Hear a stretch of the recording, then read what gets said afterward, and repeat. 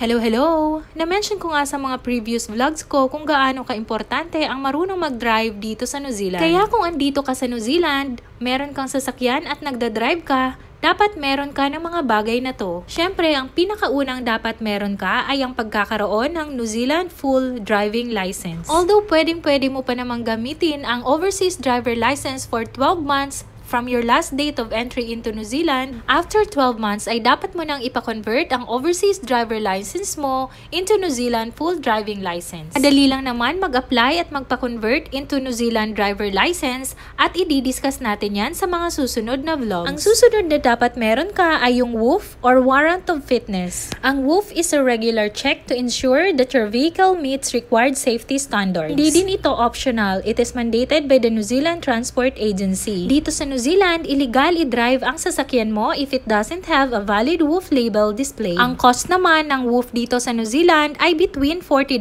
to $60. At ang fine naman pag nag-drive ka without valid WOOF ay nasa $200. Ang next naman na dapat meron ka ay yung REGO or Vehicle License. Dapat ang sasakyan mo ay may valid vehicle license before you can use them on public roads. At ang cost naman ng pagparehistro ng sasakyan ay nasa around $100. Ang susunod na dapat meron ka ay yung car insurance. Ang car insurance protects you against sudden, unforeseen, and unintended damage or loss. It also protects you from the cost of repairs. Ang susunod naman na dapat meron ka ay yung AA Road Assistance. Ang pagkakaroon ng AA Road Assistance ay optional but I highly advise na kumuha kayo nito just in case magkaaberya ang sasakyan nyo sa alanganing oras, lugar at panahon. Pag nasiraan ka ng sasakyan mo, ang AA Road Service ay magpapadala ng staff na fully qualified and experienced para tulungan ka. Ang isa nga sa mga services nila ay pag-test ng battery mo at organizing a replacement if necessary. Ang pangalawa ay jump-starting your vehicle. Gaya nung nangyari sa akin last time nung very foggy ang panahon, nakalimutan kong nakabukas yung ilaw kaya na-drain yung battery. Kaya tinawagan ko sila to ask for assistance at wala pa ngang 1 hour ay dumating na nga at natulungan agad nila ako. At ang iba pa nga sa mga services nila ay getting access to your vehicle if you're locked out at pwede din nga silang tumulong pagpalit ng gulong. Pag naman naubusan ka ng gasolina sa alanganing oras, magdi-deliver din sila ng gasolina para sa'yo pero ikaw yung magbabayad ng cost ng gasolina. Pero ang pinaka nagustuhan ko talaga sa kanila ay nung nag-car breakdown nga yung sasakyan ko,